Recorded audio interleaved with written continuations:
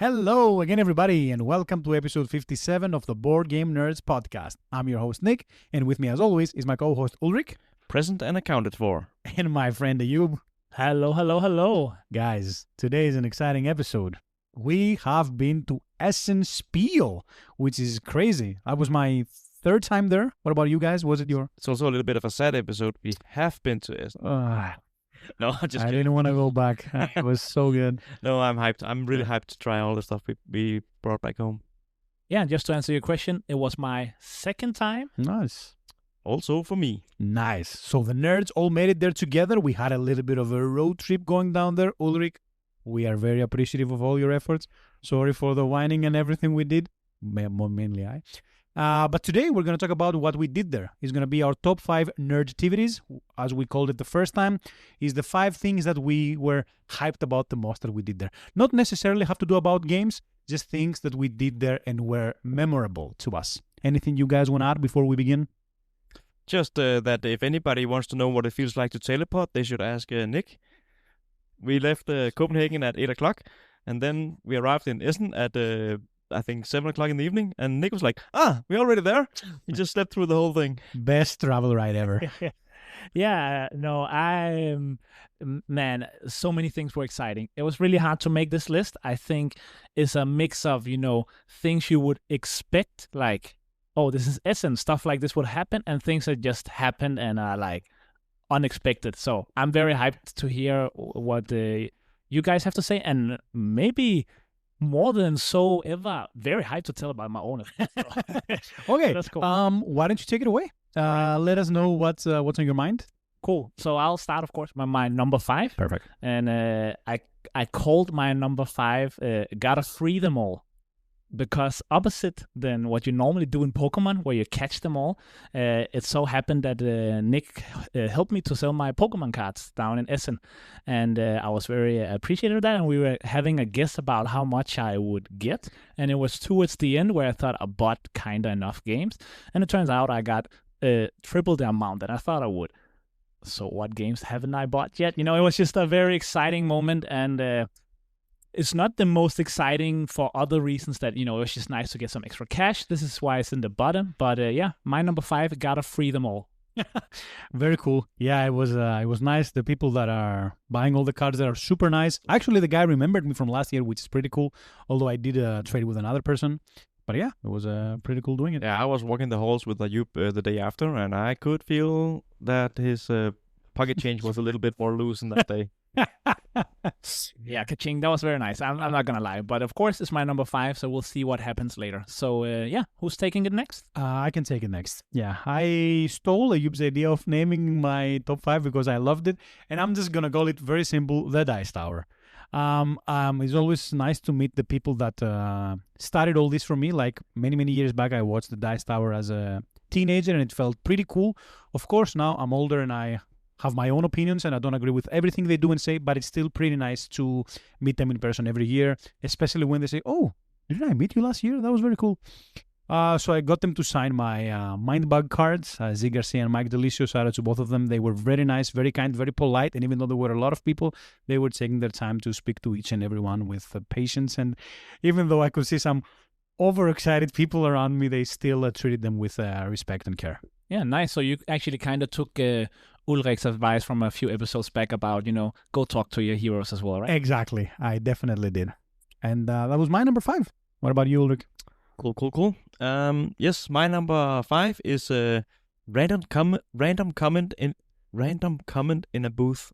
Random comment in the booth. Just me and Ayub was looking at t-shirts and cups and like all that is booth with nerdy stuff.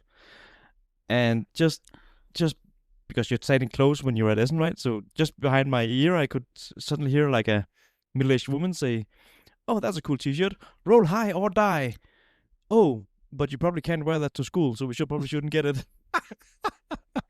I wasn't eavesdropping, but she was just so close, and I was like, I burst out laughing and turned around and said, "Sorry, I wasn't listening." And I was like, that is very insightful of you to actually think about what this means back home, because here, that's just, everybody would get that joke, right? Yeah. But in an American middle school, that might not be Nope. best thing to be wearing. And I just thought that just brought me like, oh right, I'm in this weird bubble where everybody is in this weird nerd culture and everything is cool, but something might look different on the outside, right? Definitely, for sure. Wow, that sounds cool. I never heard of that story. Yeah, that's very nice. Yeah, I remember that was fun. You actually pointed it out to me because I was like, my mind was somewhere else, and then we talked about it afterwards. So that was cool. Yeah. Your number. Oh, I'm going your number 4. Yeah, my number 4. All right. My number 4, I decided to call a different type of game. Okay.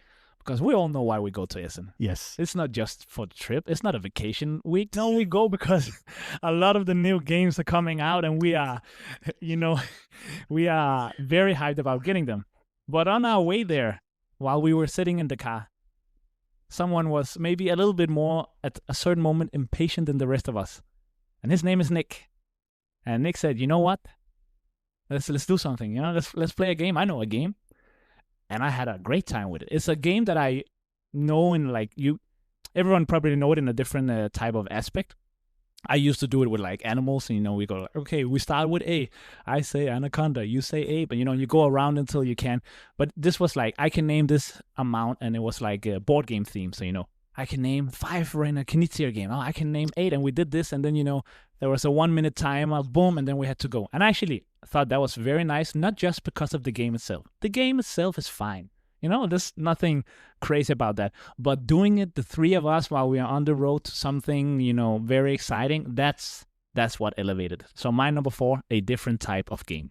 Yeah, that game, it always hits harder in road trips for me. It was very nice. Yeah. And it makes sense because the driver can kind of participate, right? Exactly. Yeah. I must admit I zoned out a little bit. If I had to think too hard, I said pass because I was driving. But it felt nice to be included a little bit. Of course, my man. Speaking of included, my number 4 is called The Justice Fighter, how I named it. And it's something that happened outside the convention, but I was really grateful that this happened, and it shows that some people are just good people. During the second day of Essen, we had a huge line forming outside of the Spiel. For some reason, the doors were not open, and this huge line was formed. And when we talk about huge line, it was a huge line. And some people started cutting lines, and nobody was doing anything about it. Nobody except one person. And that person is my dear friend and co-host Ulrich. He rushed to the guards and tried and tell them to do something, but they still didn't. And then a few moments later, they actually did. And everybody started clapping, and Ulrich was like, this guy that went and did it, and he actually did something about it. And I really admired you for it, man. I really appreciated that. I wouldn't have done it in your place. Good job. Thank you, man. That was I'm not the type of person who does that, but I was so furious, and I could just see if this doesn't happen, then in 5 minutes, 10,000 people will just be rushing the door. Mm-hmm. But I don't know. I'm not saying you're lying, but I didn't know the clapping and this thing, because I was, even now my heart is pounding away, and I was like shaking after doing that because I hate that confrontation thing, and yeah, for sure. so I was like, for the next 30 minutes and even the first hour inside the halls, I was like totally stressed out, and like I just been to a battle. It sounds stupid when I say it now, but I was really, it doesn't. Yeah, my heart was pounding, and I was like frustrated, and even though the situation was over, it was still affecting my. Yeah, so thank you for mentioning it, and I don't know if I did anything, but I had to try. Nice. You, what is your, or did you say them? Oh, you didn't. Oh, you did. I said my number 4 now, so should I say my number 3? No, Ulrich has to say his number 4 first before we... Now I got all stressed again. Yeah, sorry, man. Take your time. My number 4 is called Not Board Games. What would that be, if not board games? Yeah, so this is something that I was disappointed about last year. Maybe it was my own fault, but we all love games. That's why we go. But I liked that there was arts booths that had like jewelry with board game themes, or like posters from a movie done in a board game kind of graphic thing, and all of these things that are board game adjacent, but it's not a game you play, but it has, the nerdy feeling, the t-shirt booths and everything. But in particular, there was one art store that had paintings. They looked like real paintings. I think I've seen them before around, so I'm not sure everyone was handcrafted, but it was like anime done in really cool style. I don't know anime, but when I saw those paintings, I was like, whoa. And they had Star Wars stuff where they had like an old AT-AT in a forest that broke down, and the forest sort of grew over the AT-AT. And I mean, I was walking past that booth every day. I was just walking past looking at pictures, and I was like, but can I really fit that in my apartment? Would it be good? Can I have it in the car without breaking it? And it was quite expensive, but also like so cool. I mean, I walked by that booth just to look at the pictures. Even though I've been there, I walked back, and that one in particular was the highlight of the year for me. But I found many more booths this year that had these things that I think I can't find anywhere else, like a meeple-shaped pillow, or there was a Viking booth that sold like jewelry and swords and helmets, and that's pretty like, cool. Yeah, actually metal crafted like stuff.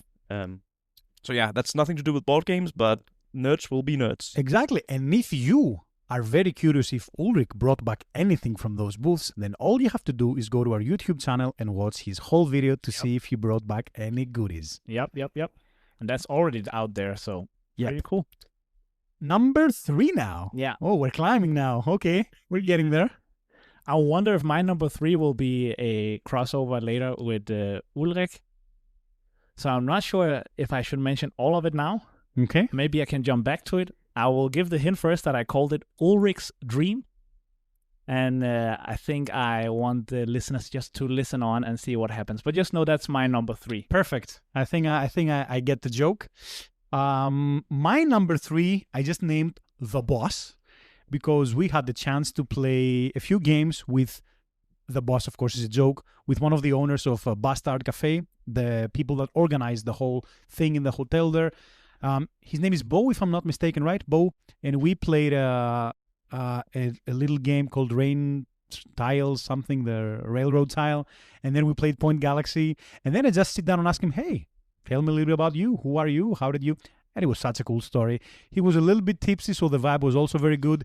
The game was also very nice, very smooth. And I could see, even though he was a bit tipsy, I could see this board game greatness behind the math. You know, when a math teacher sees another math teacher doing calculations, I could see that in him, and I really liked it.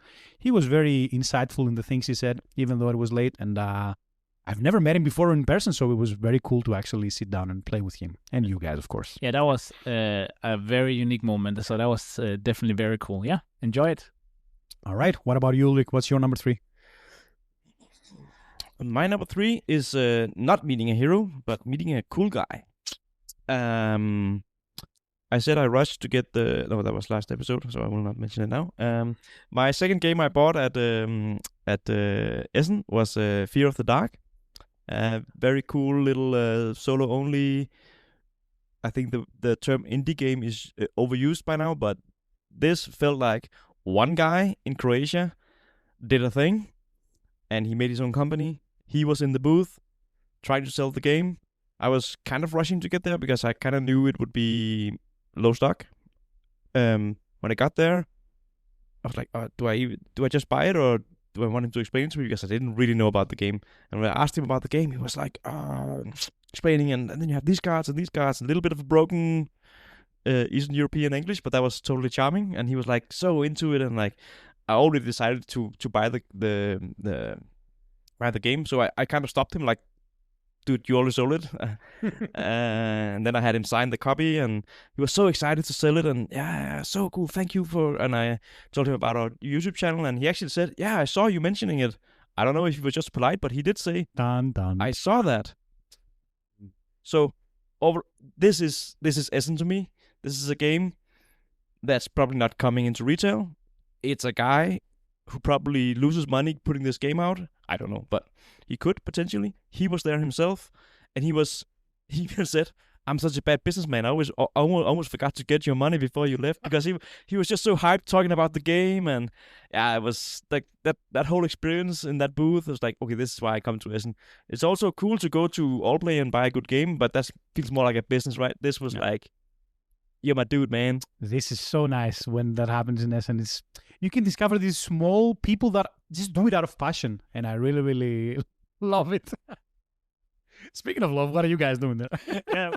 We're trying something different here with our mics. So, but yeah, cool, very cool. All right. Now we're getting real high. Number Yeah. 2 now, right? Number 2. All right, let's hear it.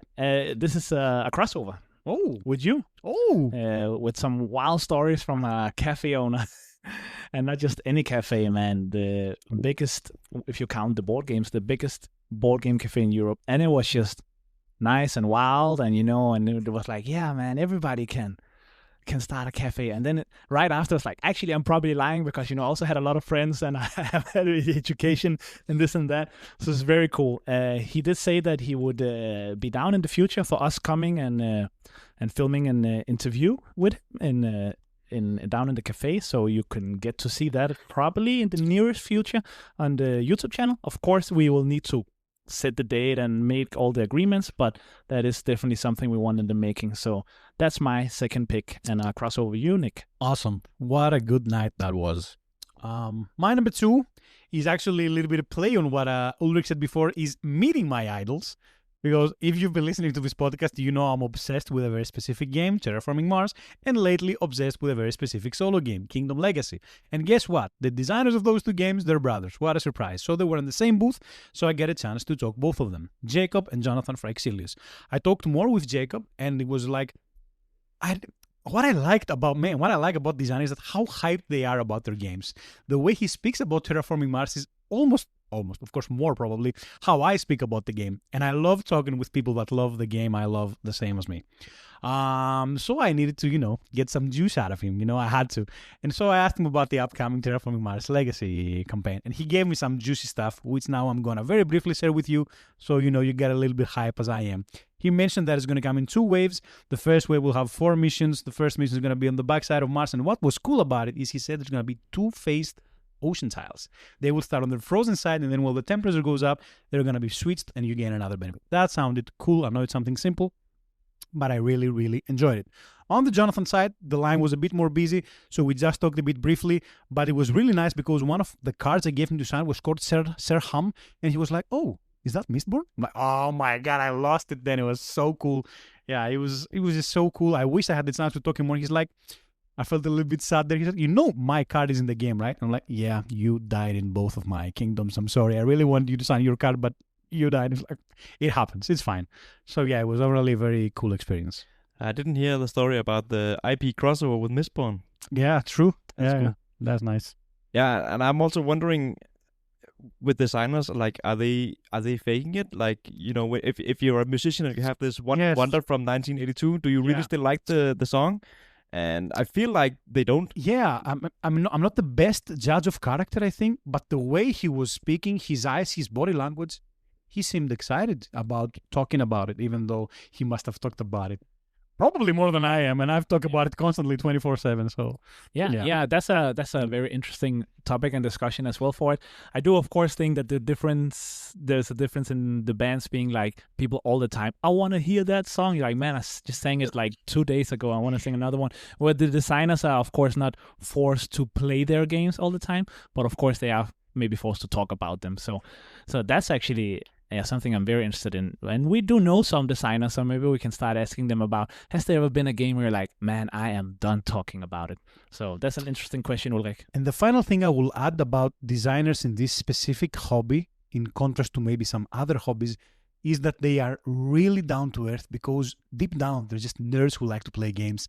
So it's very nice talking to them, because they are, most of them, of course, because there are always exceptions, are really down to earth, pretty cool to talk about games, pretty cool to play games, and that is something really nice about this hobby.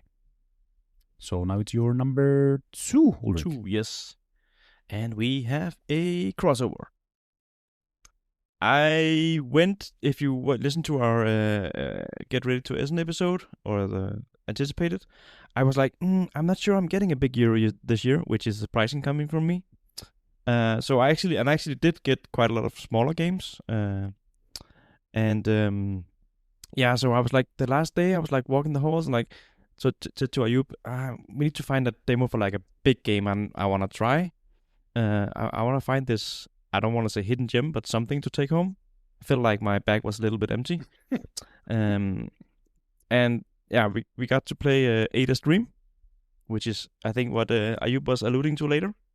I'm actually surprised to see it on your list, Ayub. Maybe it's my hype that got you. but yeah, I love big Euros. I love interconnected systems. It is a little bit of 4 different mini games, but I feel like they were interconnected enough that it didn't feel like separate mini games. But the reason that that is on my list is mostly the guy demoing.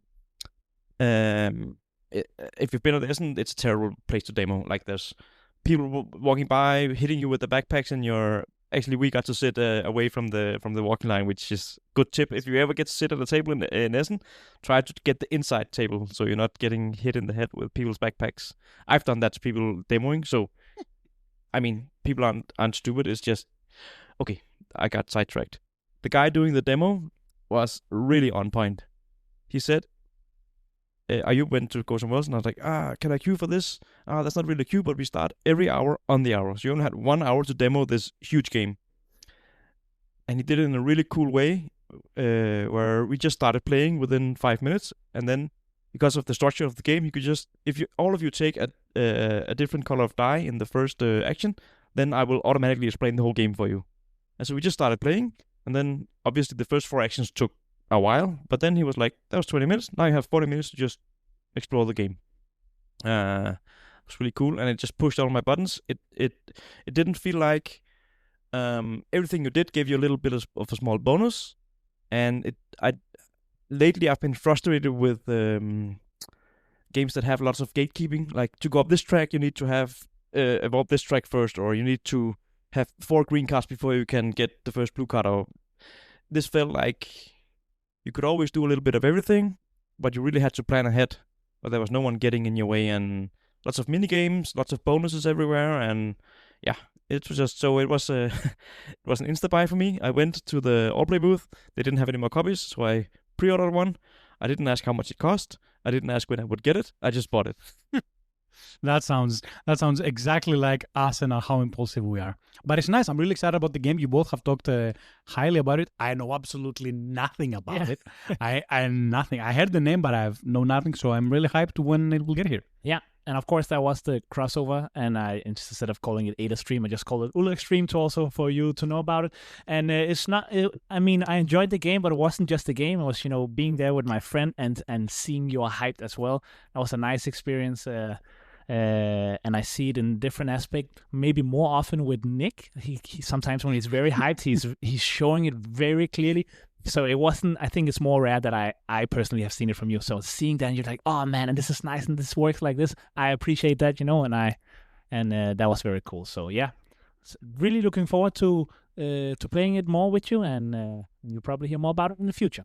Awesome. And now we're here at the pinnacle, at the peak.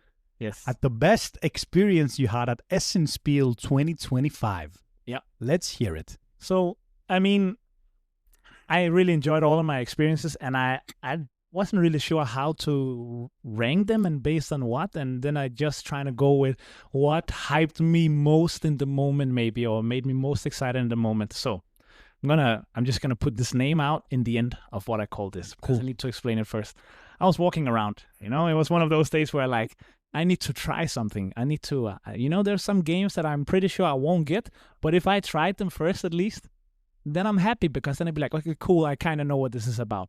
So I'm not going to say what game I tried, because that has nothing to do with it, and I want to protect the nice guy who explained the game, because he seemed not too hyped about the game when he was explaining it, and he was just like, yeah, and this and that, and then tracks, and how it works. But he did explain it, and we understood the things. And while we were playing, with his non-expressive face, he was just like, yeah, so what are you guys looking forward this year? And I was like, yeah, I'm looking forward to some different games. I'm gonna pick up a Kickstarter version of Kalimala later. And he didn't really change his face, but he just looked at me and he said, I love Kalimala. I love Kalimala. It's the best Euro game, man. They don't make games like this anymore. And he was demoing a different game, and he even said, I don't want to say this, how can I say it without being mean, but I could just play Kalimala all day and not play any game that comes out this year. And he's saying this while he's demoing this game, and, I'm talking with him, and I'm getting hyped, I'm getting hyped about a game I'm going to pick up later. and the 3 other people were playing with ask questions about this game, and I feel like, no, now this is just my friend hyping about a different game. Man, it was so nice. I looked a bit at the game, haven't played it yet, but that was very high for me. Man, once again, a game that I know nothing about. I'm really excited to try it. This is a new version, right? Or was it something that existed? Yeah. And So originally the game came out in 2017, and it had like an old school Euro feel. Then a newer version came out, and they made a Kickstarter. Let's call it. I don't want to call it deluxe, but like a Kickstarter version and just a 2025 version. okay, And this has like upgraded art graphic, a little expansion in it, and all stuff like that. And so I'm guessing I haven't heard about it, but afterwards when I started looking into it, when I heard other people talk about it, everybody that I hear was just always like, "It's such a good game. It's such a good game," and I'm just very hyped about it. So yeah, all right, excited to try it. My number one. There isn't really a name to it, and whenever I hear about these kind of things in other podcasts, I usually shut down the podcast. So hopefully you will not do the same for here.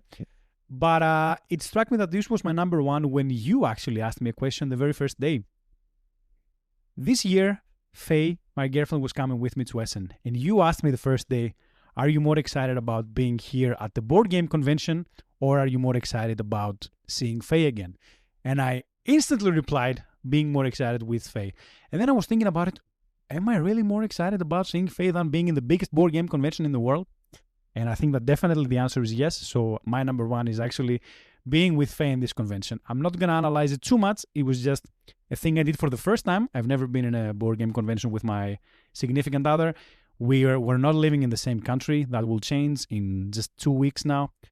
But yeah, it was really exciting. Her hype really moved me forward. She was very excited and very patient with me, and that was nice. And to many, many more conventions in the future. That's it. Yeah, it was. I didn't put it on my list, but it was very nice to meet Faye for more than 2 hours, which was my previous experience. Yeah. And, I'm looking forward to get to know another nice person. yeah, and I mean it's just improved Nick's mood as well all the time. So I knew this was coming. coming. So yeah, I love it, Nick, man. I love it. So cool. Yeah. Very nice, Vic. Very, very on point. All right, Ulrich, hit us with your best experience. Okay, so 2 people on this podcast has talked a lot about a certain game that they play alone in a dark room. So I also went to Frixilia's booth when Nick did his meet and greet. That was like on the busiest day in Hall 3, and I love the Frixilia's guys, but man, that booth was like stacked to the side, very small booth. Give them a bigger booth for Christ's sake. In the middle of a yeah, very well-trafficked highway, and I was like, there's no way I'm standing in line here trying to talk to a guy when there's a million people in line behind me. I was like, no, this just triggered every... I didn't want to do that. So he went, it's fine. I went somewhere else, got stressed out, and then I came back on, I think it was Saturday evening, and there was like no people there. There's people in the hall, but people already bought their Frixilia stuff, and Jonathan was not at the checkout counter. He was just, where they talk about the games. So the game I'm talking about is, of course, Kingdom Legacy. Oh, wow. I wouldn't have guessed that. Sorry. So I went, and yeah, like I said, don't be afraid to go talk to people. And Jonathan, he was so generous and so appreciative of whenever I said something about the game. I was a little bit of a fanboy groupie. And like you said, he seemed still so hyped about the game himself. And I talked a lot about it, how the game tells stories without text. That's always my pitch for the game. And yeah, I'm also still amazed by it, he says. And of course, he has to sell it, right? But he didn't sell anything to me. I was standing talking to him for 10 minutes. And I was keep looking over my shoulder. Am I holding up your line? Am I preventing you for selling something? And he was like, no, you're good. And we talked. And yeah, he was just really down-to-earth guy. And he told me about the new Viking-themed kingdom that will be coming out next year. And you can actually mix that with the existing expansion. So you can have your Vikings go to the distant lands where your feudal kingdom went. And yeah, just overall. And then I had him sign a specific card from the distant lands expansion. And I was like, I don't want to spoil anything, but there's this card that promises a lot, but no payoff. Going 3 or 4 expansions later, we still haven't seen what he's supposed to do. And I asked him, what about this guy, man? What is he doing? And he was very puzzling. He was like, yeah, maybe he'll get a chance to do something, or maybe it's just a lot of wasted words on him. So I had to have him sign this card, Yeah, of course. of course. And he did it, and he had a special pen that would look good on the cards and not be smudged and everything. And yeah, it was just he was so generous, and I think he honestly like appreciated me talking to him. It felt like he was also probably fed up with people buying stuff all the time. So, and just standing there, and I think he was also chilling now. There was not so many people in the booth, and yeah. Yeah, cool. No, yeah, that's very nice. I just got a funny thought that he comes home and he's like, "Oh my god, I forgot about this guy. Gotta make him do something in the future expansion." And that's why he was like cryptic. But no, of course they're professionals. And yeah, I mean, for you and Nick to both have this on the list makes perfect sense. And you were both very hyped before and also after when you talked about it. So yeah, I'm happy for both of you. Perfect. So that pretty much sums up our most exciting experiences and activities there. Of course, there were many, many, many more. Maybe a Patreon thing where we'll talk more loosely about them could come. But for now, I think we talked a lot about Essen. But we want to hear what you actually did at Essen, if you even went, and if you're planning to go in the future. The dates are already out. It is 1 day earlier than this year. So it's going to be 22 to the 25th next year. Honestly, I really want to do this my yearly trip. I really enjoy Essen and all its madness and craziness. Is there anything, and I know this is off script, so feel free to not reply if you don't have an answer. Is there anything that you regret / didn't like in this year's Essen Spiel? I can go first to give you some time to think about it. I personally regretted not staying Sunday, because Sunday is the most not busy day, even though it was also sold out. So I think that for me personally, which didn't get to demo at all because I was all over the place, I would have loved to have a more quiet day to just demo and nothing else. No shopping, no playing card games, no going around, just demoing upcoming games all day long. And the secondary regret is not demoing Slay the Spire expansion, which was there. Whole 4, I didn't get to do it. If you did, just let me know how it was. Yeah, so that's an interesting question. I do feel that I regretted a lot of things last year and did manage to kind of fix some of those things this year. So I did, not a lot, but I did manage to demo some more. I did manage to pre-order more, so I didn't have to feel stressed about that in general. And I also did less buying secondhand games, which I think is a nice thing, but last year I did too many. I still was very stressed in the whole. So I will say overall, if I should say anything, it would be, if possible, I don't only want to take off days to go to Essen. I also want to have some days off after, because coming back home and not being able to just only focus on my games, but also have to go back to work, that's maybe something for you listeners as well. If you can actually think that far ahead, you can play your games and, just be like, have a few days for the games, and that is really annoying right now. Yeah. So that would be mine. Cool. Awesome. What about you, Ulrich? I wouldn't go so far as to call it a regret, but I do wonder if I will do the math trade again next year. I think the whole idea of trading with people you don't know and this whole chaining thing, we talked about it on the previous episode, is really, really cool. And I got some games I'm really happy to play. But I feel like having to be a certain place at 3 o'clock every day very much limits what you can do during the whole day, because then when the time is 1:30, then you're already like, oh, I can't sit down to them because I have to go to the math trade in an hour. And so it became a little bit of a cap on what I could do before and after. So for that reason, I'm not sure I would do the math trade again. Cool. Yeah, I can always do it for you.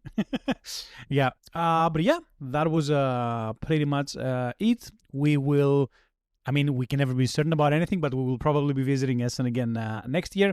And if you are, we're pretty chill. If you see us and you listen to us, or you see us on YouTube and you want to come say hi, do it. Maybe we can do the thing where we also have a secret signal, so people that see us can do the signal to us. That would be cool. But yeah, for now, this was everything. You can catch our videos on YouTube. You can follow us on Patreon for extra content. And you can also follow us on Instagram for snapshots of our game nights. As always, thank you all so much for listening. This was Nick. This was Ulrik. Take care out there.